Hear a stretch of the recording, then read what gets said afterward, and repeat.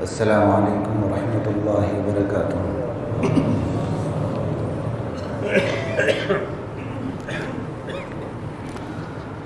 ان الحمد للہ نحمده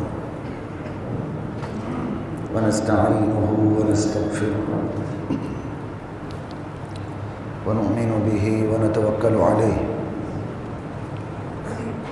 ونعوذ باللہ من شرور انفسنا ومن سیئات اعمالنا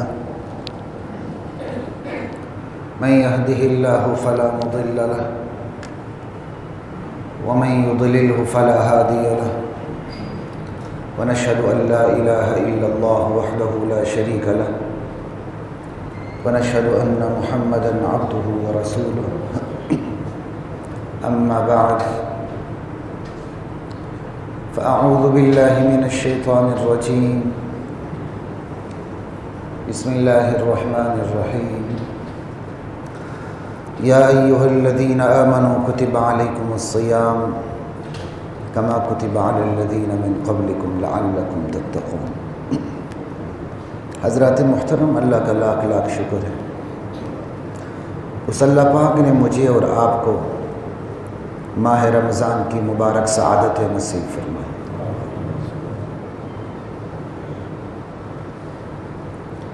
ان مبارک ساعتوں سے ہم نے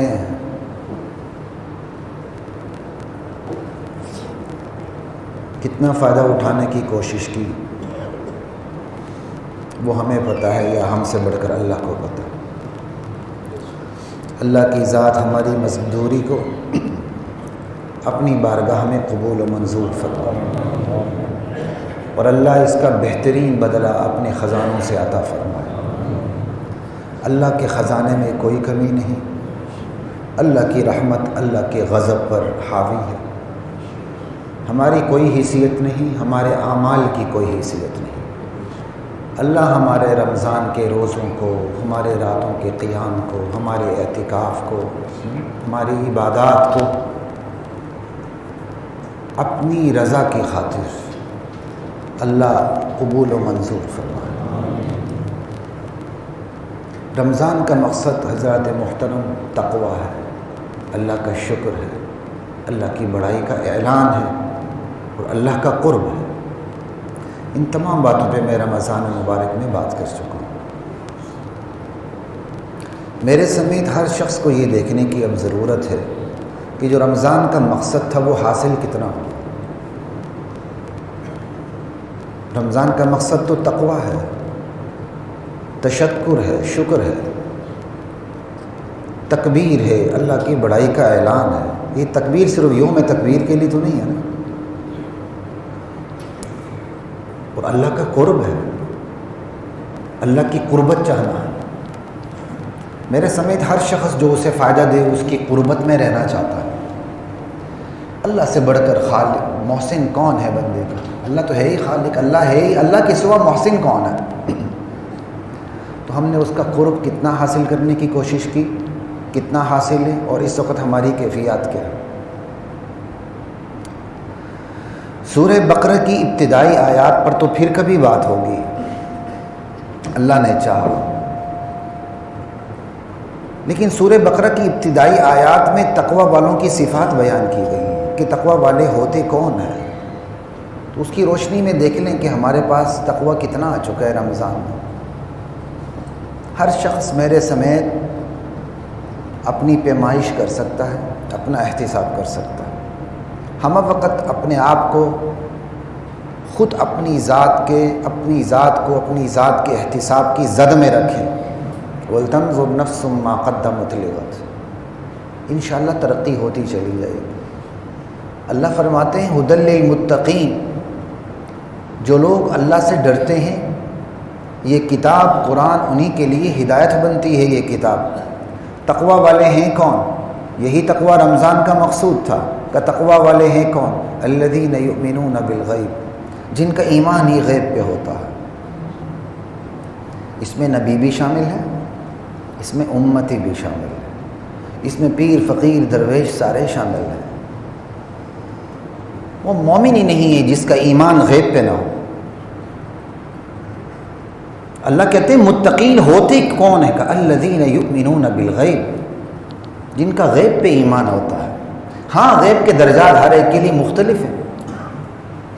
وہ پہلے بھی ایک دفعہ بات ہوئی ہے، انشاءاللہ اس کو مستقل بنیاد بنا کر ایک دفعہ پھر میں بات کروں گا اللہ نے چاہا. اب تو ایسے لوگ بھی پیدا ہو رہے ہیں امتیوں کو اٹھا کے نبیوں سے افضل کر رہے ہیں، اور کہہ رہے نہیں جی ہمارے امام کا جو ایمان ہے وہ تو غیب پہ ہے ہی نہیں، ان کے لیے غیب ہی نہیں ہے. انا للہ و انا الیہ راجعون. پہلے سپارے کی سورہ بقرہ، اس کی پہلی صورت ہدی للمتقین، پہلی صفت ہی غیب پہ ایمان لانا ہے. اور یہی وہ چیزیں ہیں میں نے دیکھا ہے بڑی بڑی مذہبی دینی سیاسی جماعتیں بولنے کے لیے تیار نہیں ہیں، کیونکہ یہاں چبھن محسوس ہوتی، میٹھی میٹھی باتیں کرتے ہیں، بس اصل نظریاتی باتوں کی طرف اکثریت نہیں آ رہی. اور یہی وجہ ہے امت میں گمراہی پھیل رہی ہے. اس امت میں گمراہی پھیلنے کی ذمہ دار جہاں یہ امت خود ہے، یہاں اس امت کی رہنمائی کرنے والے لوگ بھی شامل ہیں کہ وہ صحیح رہنمائی نہیں کر رہے ہیں. وہ اس دکھتی رگ پہ ہاتھ رکھنے کے لیے تیار ہی نہیں ہے. وہ کتنا کرنٹ لگتا ہے.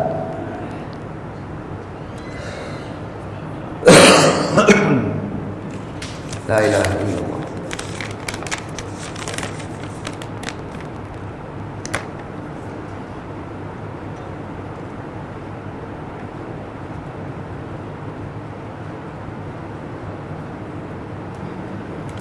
میرے بھائی یہاں سرکاری مسجد چندوں کا اعلان نہیں ہوتا.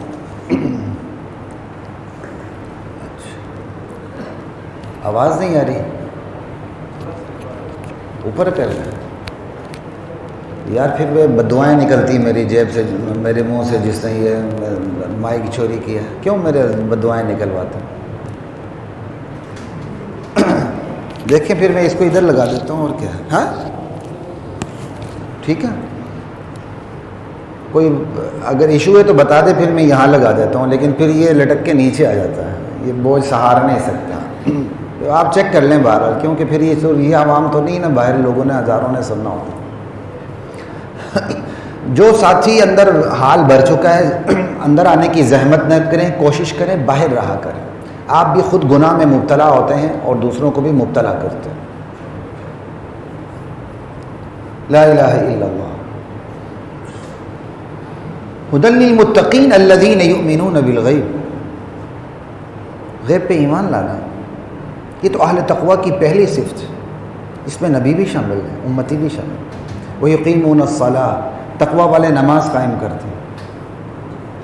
دیکھ لیں اب ہمیں کتنی، رمضان میں نمازیوں کی تعداد کیا تھی، اب کیا. میرے سمیت ہر شخص دیکھ لے رمضان میں وہ کتنی پابندی کرتا تھا، اس وقت کتنی کر رہا ہے. وَمِمَّا رَزَقْنَاهُمْ يُنْفِقُونَ. تقوی والے تو خرچ کرتے ہیں اللہ کے راستے میں.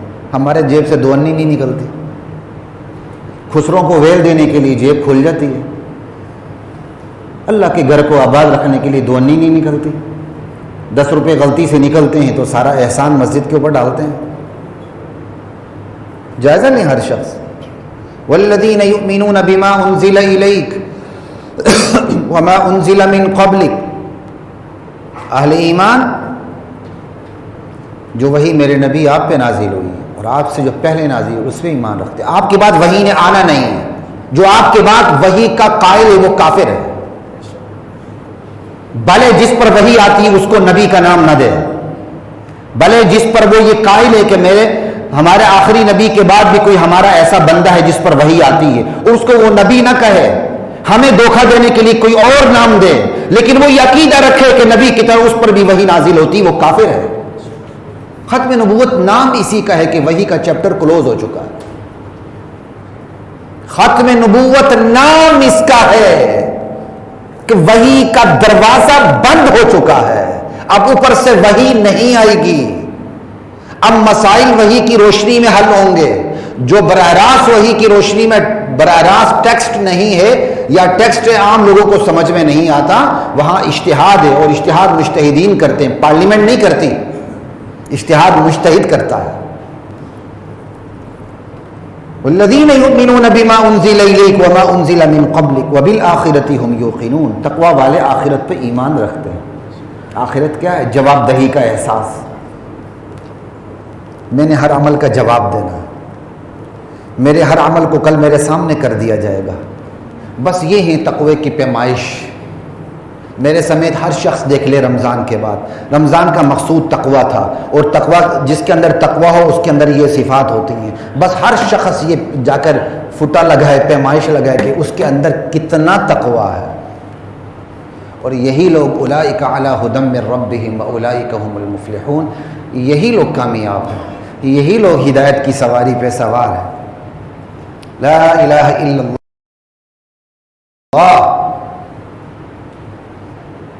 یہ ہے تقوی. 1400 سال پہلے ہمارے نبی اس دنیا سے تشریف لے جا چکے. سوال یہ پیدا ہوتا ہے آج ہمارے لیے یہ تعلیمات ہیں، کیا اللہ کے نبی کوئی ایسی جماعت تیار کر گئے تھے جنہوں نے اس خدائی تعلیمات پہ عمل کیا، ان نبوی تعلیمات پر عمل کیا، بعد والوں کے لیے مثال بن گئے؟ بالکل. وہ کون ہے؟ بس تقوی کا پیمانہ صحابہ ہیں، ایمان کا معیار صحابہ ہیں. یہی آج کا موضوع ہے. لا الہ الا اللہ.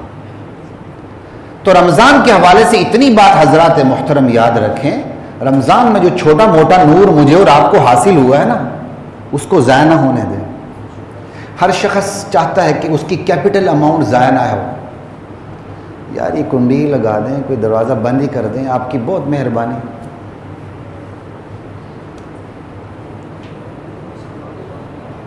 ہر شخص یہ چاہتا ہے اس کی کم از کم جو اس کا اصل سرمایہ ہے وہ ضائع نہ ہو، اس کی کیپٹل اماؤنٹ خراب نہ ہو، اس کی پونجی خراب نہ ہو. باقی 11 مہینوں کے لیے رمضان کا سرمایہ کیپٹل اماؤنٹ ہے، ہماری اصل پونجی ہے. اس کی حفاظت کریں گے تو انشاءاللہ آگے برکتیں ہوں گی. لا الہ الا اللہ.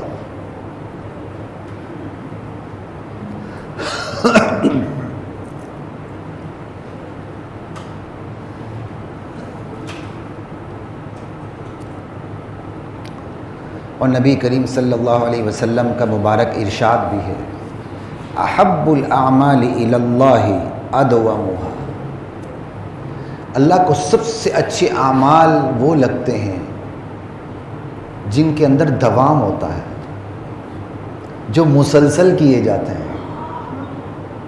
یہ تو پھر بڑی گھبراہٹ کی بات ہے کہ نہیں. وَإِن قَلَّ، چاہے وہ مقدار میں تھوڑے ہو، عمل تھوڑا ہو لیکن مسلسل ہو، یہ اللہ کو زیادہ اچھا لگتا ہے بنسبت اس عمل کے ایک دفعہ لمبی 1 گھنٹے کی دعا کی، کرسی مل گئی تو دعا بھول گئی، مطلب حاصل ہو گیا تو رشتہ اللہ سے ٹوٹ گیا. اللہ سے ہمارا رشتہ مطلب کا ہے، جبکہ اللہ چاہتے ہیں اس بندے کا میرے ساتھ تعلق ہمہ وقت اور ہر وقت رہے. احب الاعمال الی اللہ ادومها وان قل. اللہ کو وہ اعمال سب سے اچھے لگتے ہیں جو مسلسل ہو، تسلسل ہو وہ جن میں، اگرچہ وہ کم ہو. آپ بھلے 2 منٹ کی دعا کریں، 1 منٹ کی کریں، کر لیں. آپ اپنا احتساب چاہے 2 منٹ کا کریں لیکن ہر روز کریں. آپ تنہائی میں بیٹھ کر اللہ سے سرگوشی کریں، بھلے 1 منٹ کے لیے کریں. پھر رمضان کے بعد شوال کے 6 روزے، وہ مسلسل نہیں، پورے شوال میں کسی وقت بھی. سمجھے؟ من صام رمضان ثم اتبعہ 6 من شوال، جس نے رمضان کے روزے رکھے پھر اس کے بعد شوال کے 6 روزے رکھے. مسلسل کوئی ضروری نہیں، اور 2 شوال سے بھی ضروری نہیں. شوال میں کسی وقت بھی ایک آدھ رکھتے ہوئے 6 پورے کر لیں. کانا کصیام الدہر، یہ ایسے ہی جیسے انسان نے پورا زمانہ روزہ رکھا. اور ایک روایت میں ہے فَكَأَنَّمَا صَامَ السَّنَةَ كُلَّهَا، گویا کہ اس نے پورا سال روزہ رکھا. لیکن اس روایت سے پہلی روایت زیادہ بڑی ہے، وہ مسلم کی ہے. گویا اس نے پورا زمانہ روزہ رکھا. تو تقوی کا پیمانہ صحابہ ہیں، صحابہ. اور اللہ تعالیٰ کہتے ہیں لوگوں کو آمنوا کما آمن الناس، لوگوں ایمان ایسے لاؤ جیسے صحابہ ایمان لائے.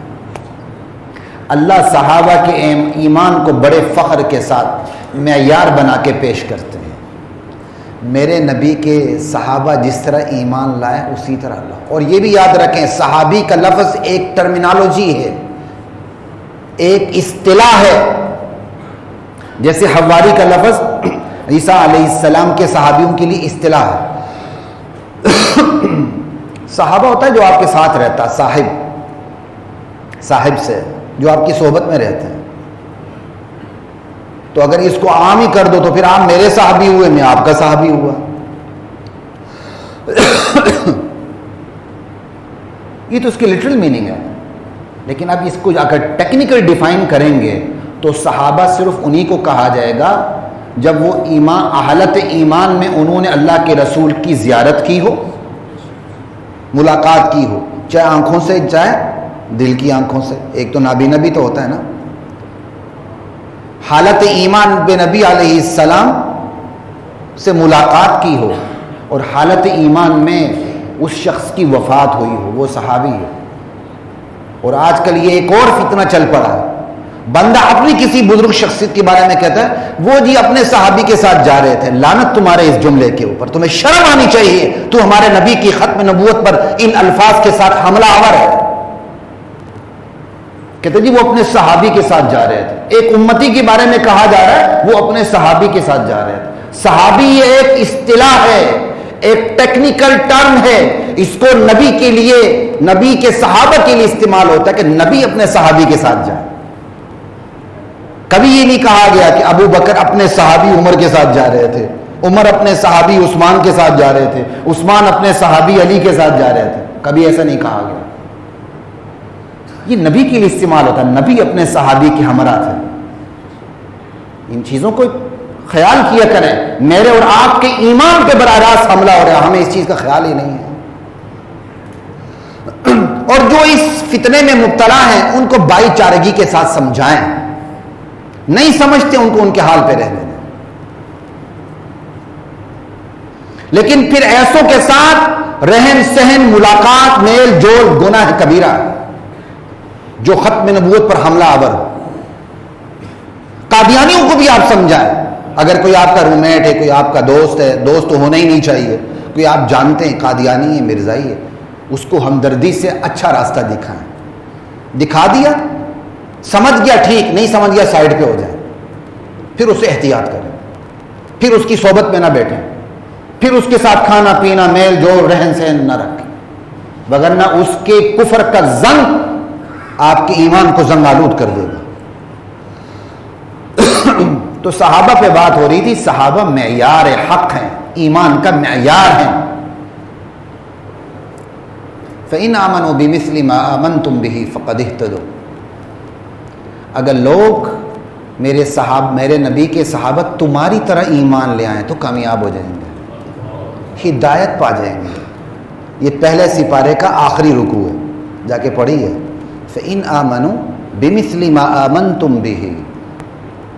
محمد الرسول اللہ کے صحابہ جس طرح تم ایمان لائے ہو، لوگ ایسے ایمان لے آئیں، ہدایت پا جائیں گے، مراد لے پا جائیں گے.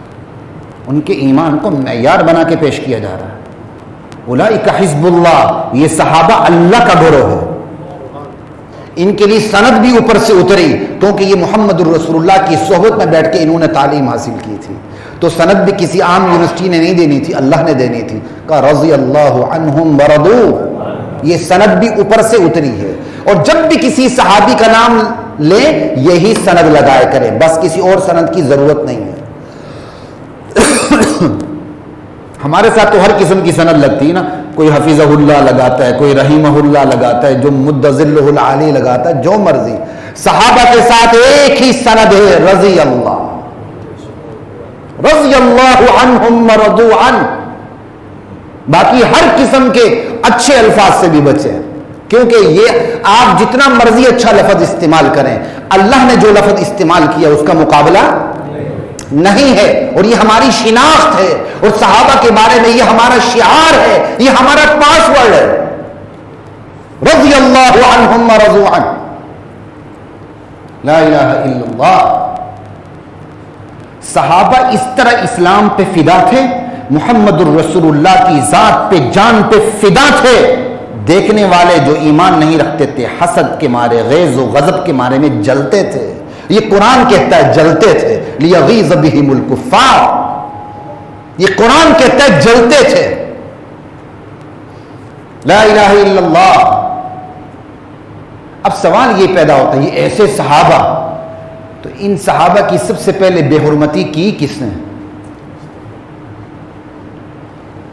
ان پر سے اعتماد کھرچنے کی کوشش کی کس نے اور کیوں کی؟ ان پر سے اعتماد کھرچنے کی کوشش سب سے پہلے انہوں نے کی جنہوں نے خود رسول اللہ کو مانا نہیں. اور یہ اللہ کے نبی کی حدیث ہے، اللہ اللہ فی اصحابی، اللہ سے ڈرتے رہنا. پھر فرمایا تاکیدن اللہ سے ڈرتے رہنا میرے صحابہ کے بارے میں. اللہ کے نبی کو کتنا فخر ہے اپنے صحابہ کے بارے میں. فی اصحابی، لیڈرشپ کو اپنے فالوورز کے بارے میں فخر ہوتا ہے کہ میری لیڈرشپ میں یہ جماعت تیار ہوئی ہے.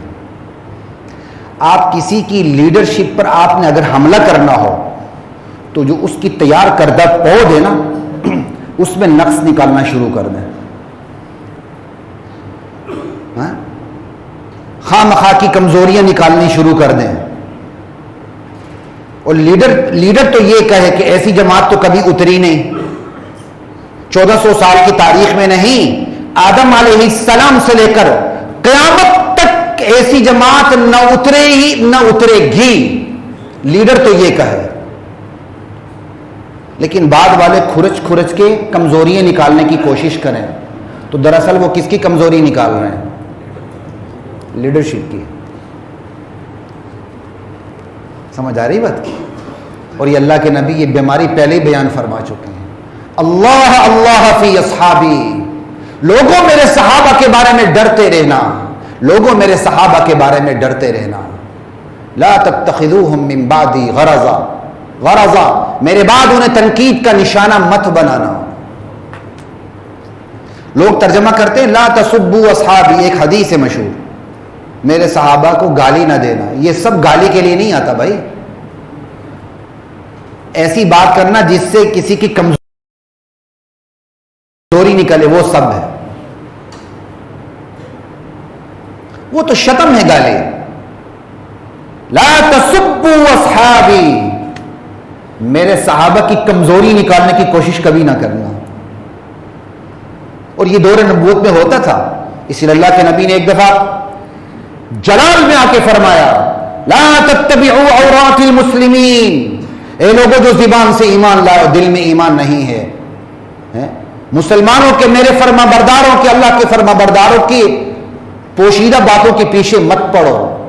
وَمَن يَتَّبِعْ عَوْرَةَ أَخِيهِ الْمُسْلِمِ يَتَّبِعِ اللَّهُ عَوْرَتَهُ، جو اپنے مسلمان بھائی کی پوشیدہ باتوں کے پیچھے پڑتے ہیں اللہ اس کی پوشیدہ باتوں کے پیچھے پڑ جاتے ہیں. اور اللہ جس کی پوشیدہ باتوں کے پیچھے پڑ جائے يُفْضِحْهُ فِي جَوْفِ بَيْتِهِ، اللہ اس کے گھر کے بیچ و بیچ ذلیل و رسوا کر کے رکھ دیتا ہے. جو صحابہ کے بارے میں پیچھے لگے گا اللہ اس کو ذلیل و رسوا کر کے رہیں گے، کیونکہ صحابہ سے بڑی جماعت اتری نہیں ہے. لا الہ الا اللہ واللہ اکبر.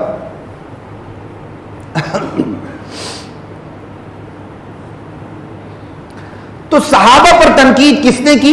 کہ من احبہم فبحبی احبہم، جس نے میرے صحابہ سے محبت رکھی اس کی وجہ یہ ہوگی کہ اس کو مجھ سے محبت تھی، میری محبت کی وجہ سے اس نے میرے ساتھیوں سے محبت رکھی.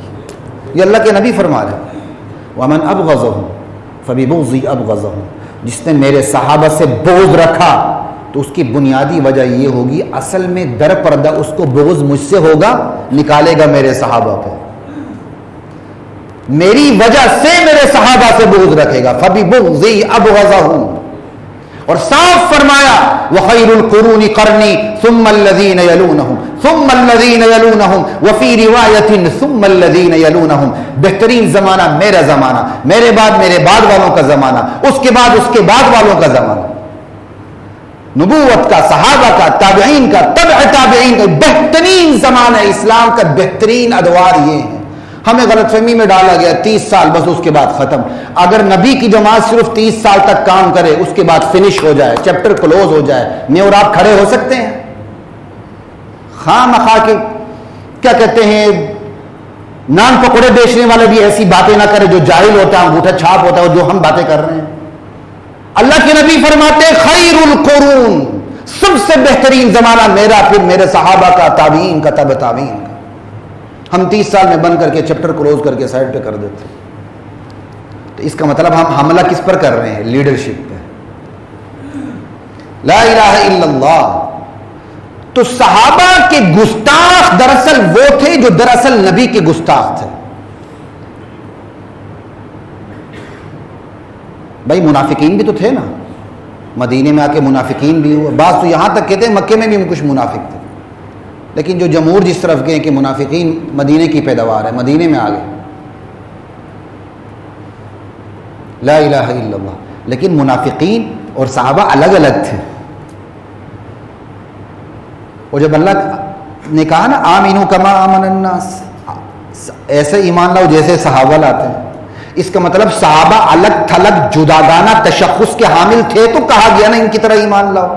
اگر صحابہ اور منافقین لت پت تھے، پتہ ہی نہیں چلتا تھا کون صحابی کون منافق، تو قرآن میں یہ آیت اتر سکتی تھی؟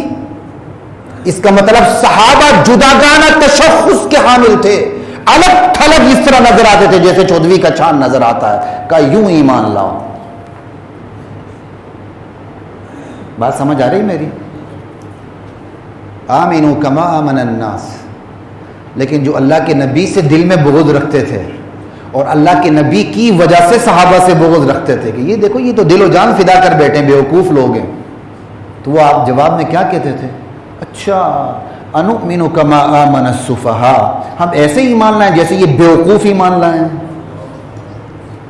جان بھی اللہ کے رسول پہ فدا، مال بھی اللہ کے رسول پہ فدا، بیویاں بیوہ ہو گئی، بچے یتیم ہو گئے، نہ ادھر کے نہ ادھر کے، کہاں جائیں؟ تو یہ احمق بیوقوف ہیں یہ لوگ۔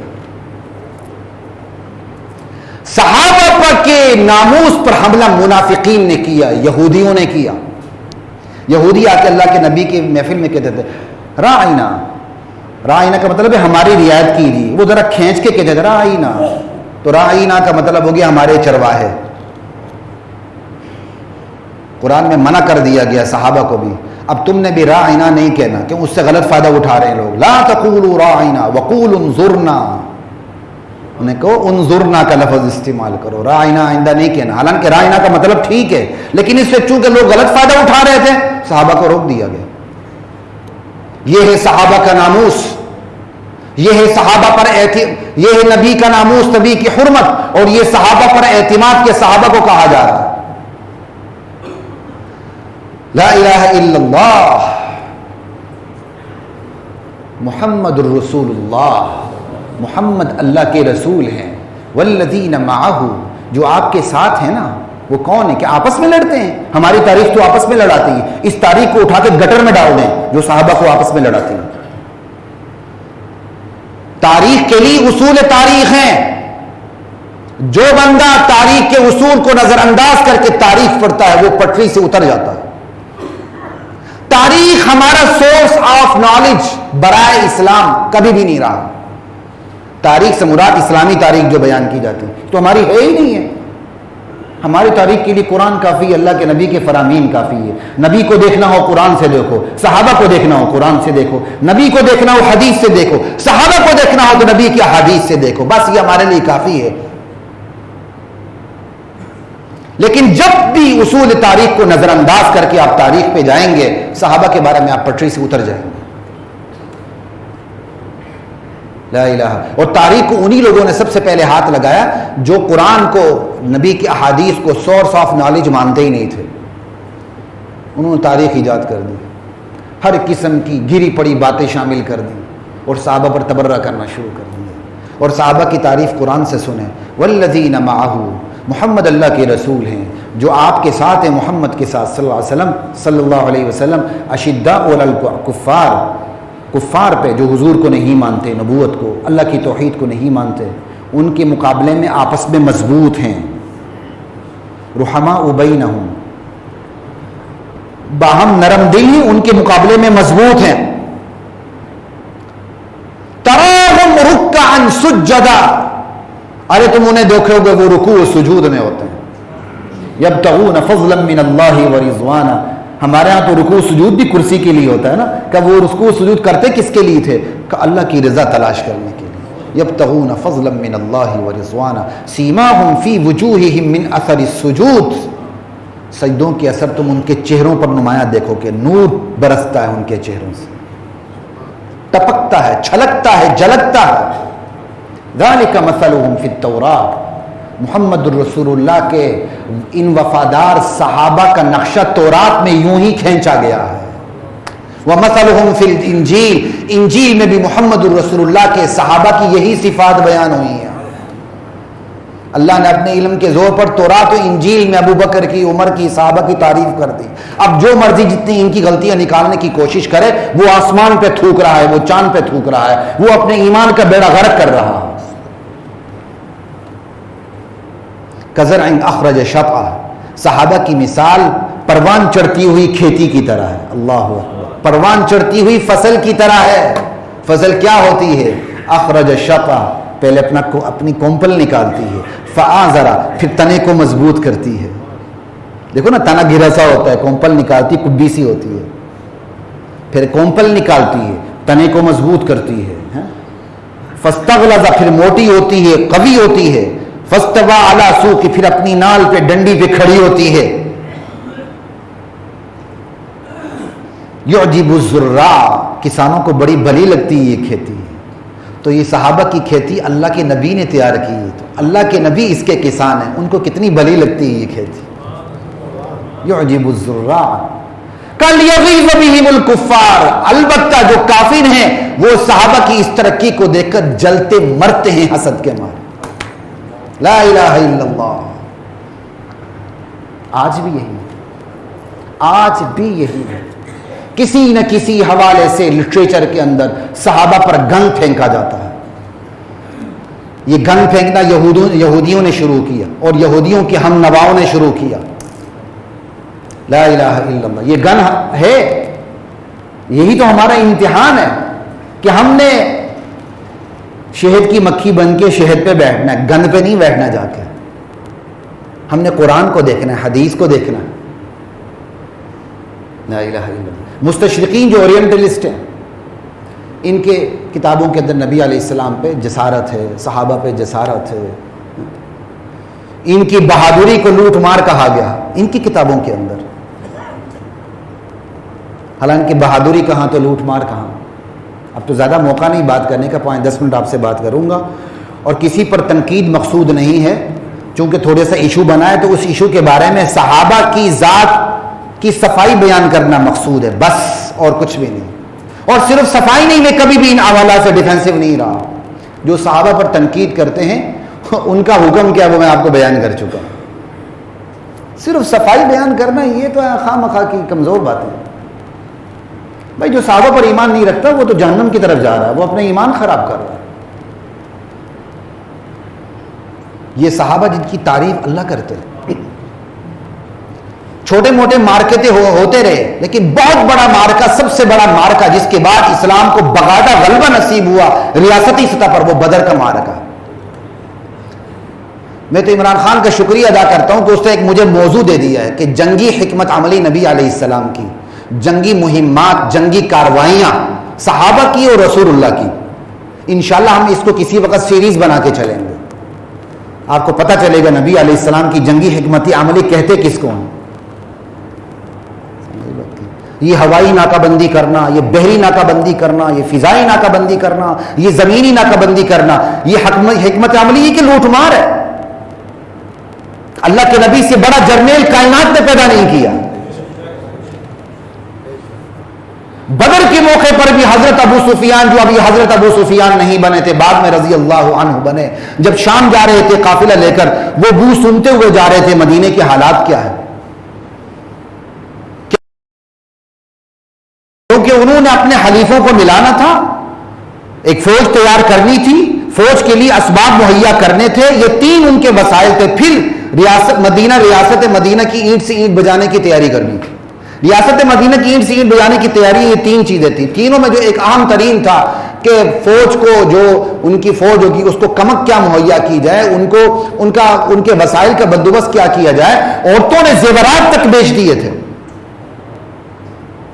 وہ قافلہ اپنے موسم میں شام جا رہا تھا کہ وہ نفع حاصل کریں گے, وہ جو نفع ہوگا اس سے فوجی تیاری کریں گے. تو اللہ کے نبی بھی تو غافل نہیں تھے, آپ کی بھی پوری نظر تھی.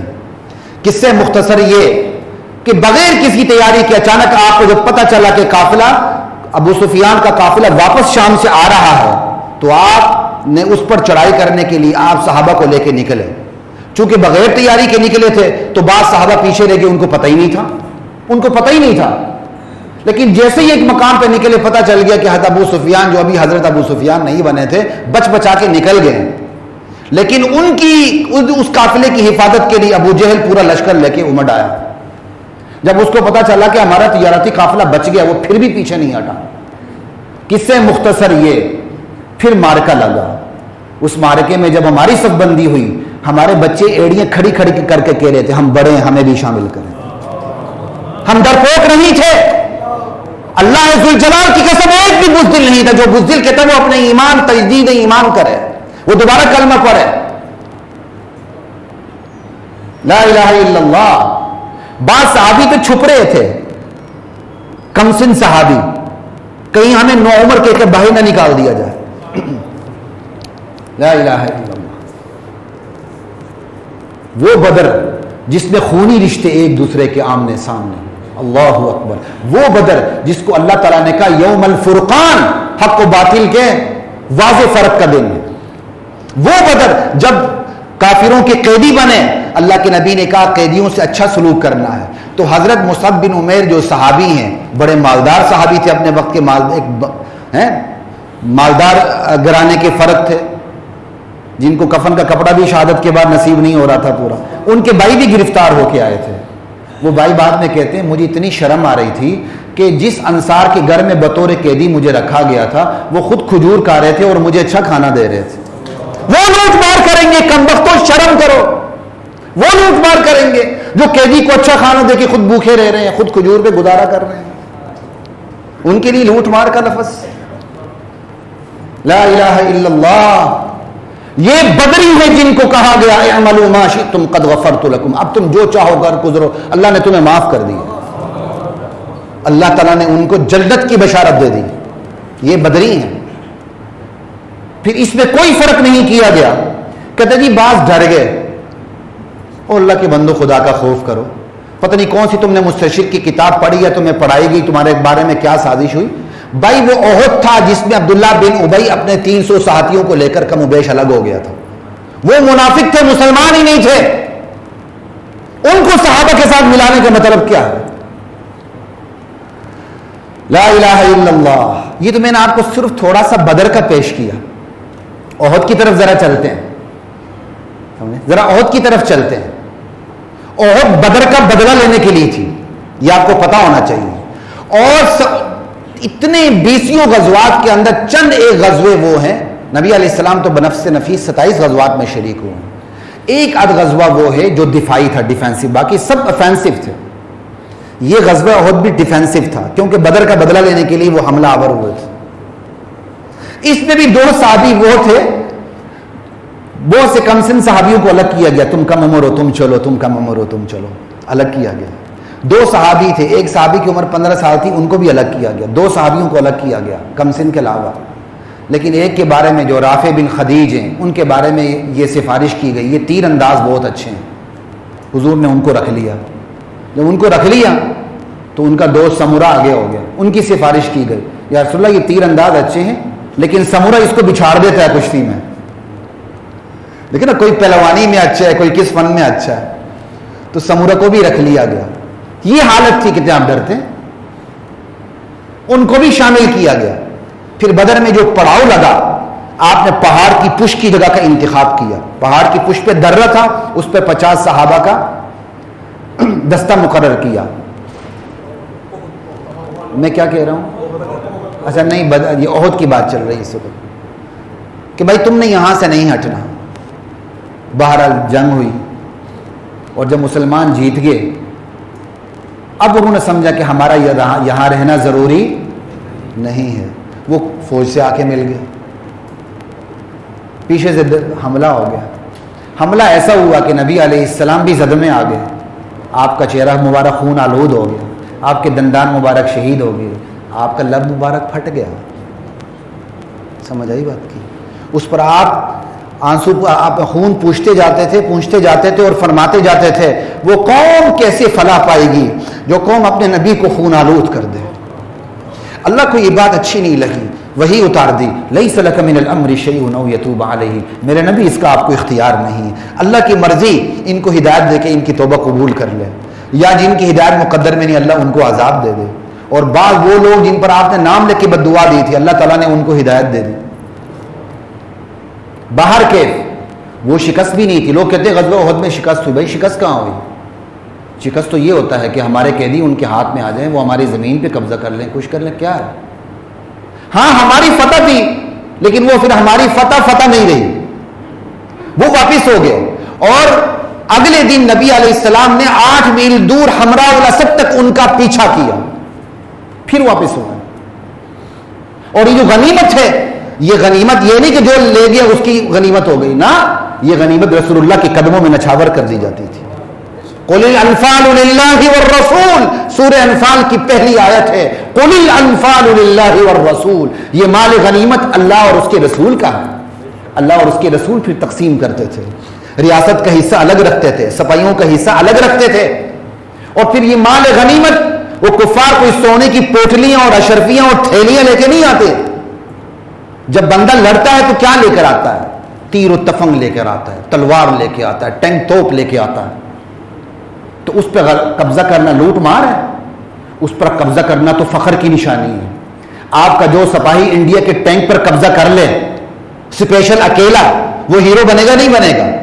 تو بس یہی بات تھی جو 50 آدمیوں کا درہ تھا. انہوں نے کہا نبی علیہ السلام کا فرمان صرف جیت تک تھا، اب جیت گیا، اب ہمارا رہنا یہاں ضروری نہیں. وہ فوج سے عامل ہے اور انہوں نے مال غنیمت اکٹھا کرنا شروع کر دیا. مال غنیمت میں کوئی سونے اور چاندی کی تھیلیاں پوٹلیاں نہیں تھی، وہ جنگی سامان تھا جو ایک مجاہد کے لیے فخر ہوتا ہے، دشمن سے چھین کے اکٹھا کرنا اور نبی علیہ السلام کے قدموں میں نچھاور کرنا. اب بدر اور احد کو ملا دیا گیا، جی ڈر گئے. بھائی وہ تو منافق تھے، عبداللہ بن ابی وہ لے کر الگ ہو گئے تھے، یہاں اس کو سمجھا بھی نہیں گیا.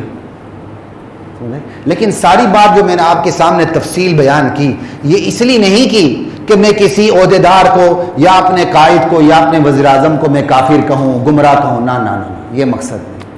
آپ کے سامنے صرف صحابہ کی پوزیشن رکھنی تھی.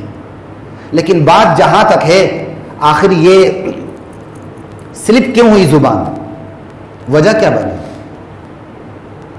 کیا جان بوجھ کر؟ میں کبھی بھی نہیں سمجھتا کہ اہل سنت والجماعت کا ملک ہو اور اس میں وقت کا وزیر اعظم کھڑے ہو کہ علل اعلان صحابہ کی گستاخی کرے، یہ زیادتی ہے. ایسا نہ سوچیں، ایسا کوئی نہیں کر سکتا، نہ کسی کے اندر ہمت ہے اور نہ یہ ان کی نیت ہو سکتی ہے. انشاءاللہ نہ میں ان کا حمایتی ہوں نہ مخالف ہوں. مجھے بھی جا کے سوشل میڈیا پہ گالی نہ دیں، یہ پی ٹی آئی والے بڑے خطرناک ہوتے ہیں. سمجھ آئی بات کو؟ تو نہ ہم ان کے مخالف نہ حمایتی، لیکن ایک پوزیشن واضح کرنی ہے. سمجھ آئی بات کی؟ جان بوجھ کر کبھی نہیں ہوگا. لغزش، میں لغزش بھی تسلیم نہیں کرتا. لغزش تو وہ کرتا ہے جس کو پتا ہو تو پھر سلپ ہو جائے.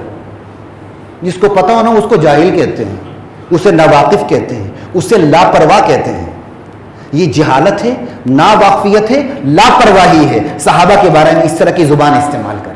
ایسا نہیں کرنا چاہیے. آپ قوم کے وزیر اعظم ہیں، آپ 22 کروڑ نہیں 30 کروڑ عوام سے مخاطب ہیں، آپ پوری امت مسلمہ سے مخاطب ہیں. آپ کو اس سلسلے میں احتیاط سے کام لینا چاہیے.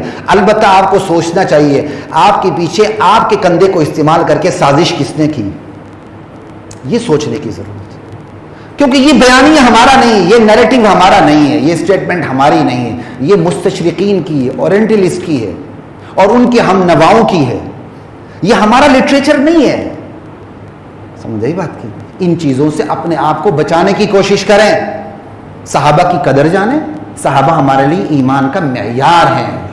ہم صحابہ کے پیچھے چلیں گے انشاءاللہ کامیاب ہوں گے. اور ہمارا ایک عجیب طبقہ ہے جو حمایت کرتا ہے فل حمایت پر اتر آتا ہے اندھا ہو کے، جو مخالفت کرتا ہے بندے کو کافر بنا کے ہی چھوڑتا ہے. ایسا نہ کریں بھائی. کسی کی غلطی ہے تسلیم کر لیں، غلطی ہوئی ہے. اب یہ غلطی کیوں ہوئی ہے اب دیکھ لیں. ہمارا نظام تعلیم ہمیں کیا دیتا ہے؟ خصوصاً جن نظام تعلیم میں ہمارے بڑے پڑے ہوئے ہیں وہ کیا دیتا ہے؟ کچھ بھی نہیں دیتا. وہ تو وضو کا طریقہ نہیں سکھاتا تو صحابہ کی تاریخ خاک پر آئے گا. ہمارا نظام تعلیم ہمیں کیا دے رہا ہے؟ ہمارے گھر کی تربیت ہمیں کیا دے رہی ہے؟ ہمارے گھر کی تربیت ہمیں وضو نہیں سکھا سکتی. ہمارے بوڑھے بوڑھے بابے ہوتے ہیں تبلیغی جماعت میں جا کر اپنا وضو سیدھا کرتے ہیں. بات سمجھ آ رہی ہے؟ یہ تربیت تو ہمارے گھروں میں ہونی چاہیے. اس کا مطلب قصور سب سے پہلے ہمارے گھروں کا ہے. ہمارے گھروں سے اٹھ کر رپورٹ نکلتی ہے, کرسی پہ براجمان ہوتی ہے. سب سے پہلے محنت ہم نے اپنے گھروں کے اندر کرنی ہے. یہاں گھر ٹھیک ہوں گے ہماری نسل نکلے گی, وہ کرسیوں پر آئے گی, وہ کوئی اچھی بات کرنا جانے, اسے پتا ہوگا کیا کہنا ہے اور کیا نہیں کہنا. ہاں غلطی ہو گئی ہے, پھر اتنی جرت اور بہادری بھی ہونی چاہیے کہ سامنے آ کر اپنی غلطی کا اعتراف کرنا. اور اپنی غلطی کا اعتراف ہمیشہ بہادر کرتا ہے, بزدل نہیں کیا کرتا. ہمیشہ وہ شخص کرتا ہے جو مخلص ہوتا ہے, وہ کیا کرتا ہے. اپنی غلطی کا اعتراف کرنا چاہیے. ان چیزوں کا ہمیں خیال کرنا چاہیے کہ یہ نیریٹو, یہ بیانیہ ہمارا نہیں ہے صحابہ کے بارے میں, لیکن اس کو اٹھا کے اپنے وزیر اعظم کو آپ کافروں کی صف میں بھی نہ لے جائیں, گستاخوں کی صف میں بھی نہ لے جائیں. ایسی حماقتیں بھی ہماری طرف سے نہیں ہونی چاہیے. لیکن صحابہ کی عظمت کو سمجھیں, سب کو سمجھیں. اب میرے پاس ٹائم نہیں, بہت کچھ کہنے کو ہے, لیکن وقت ختم ہو چکا ہے. اللہ مجھے اور آپ کو عمل کی توفیق عطا فرمائے.